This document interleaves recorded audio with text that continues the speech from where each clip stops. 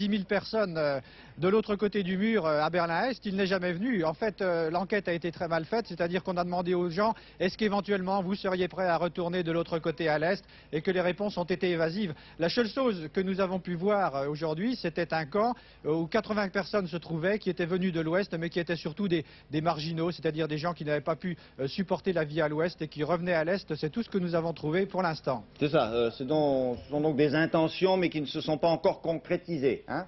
Pas encore. Bien, alors maintenant on parle de la porte de Brandebourg. C'est vrai que c'est un symbole, c'est vrai aussi qu'on n'a pas encore ouvert le passage. Alors réexpliquez-nous, Philippe, pourquoi c'est un symbole, cette porte de Brandebourg? Écoutez, c'est un symbole parce que bon, sur le plan monument, c'est simplement la copie de l'entrée monumentale de l'acropole d'Athènes qui a été construite en 1788 par sous Frédéric II.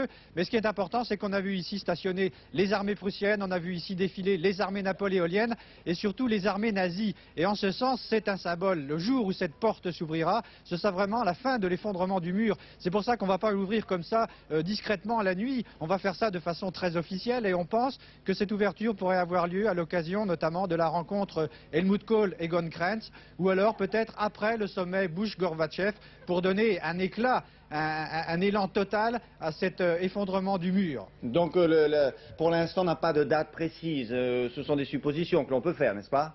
Non, écoutez, ce sont des suppositions. Comme vous le voyez, il y a beaucoup de monde ici qui attend l'ouverture. Il y a beaucoup de télévision. Et puis, je voulais signaler aussi que les gens étaient très sympathiques vis-à-vis des journalistes. Voilà, par exemple, un petit ours de Berlin que m'a remis tout à l'heure une berlinoise qui attend comme nous ici devant la porte de Brandebourg l'ouverture et le passage de ce dernier symbole. Voilà, on a vu aussi des thermos de café et puis les vendeurs d'échelles qui font fortune.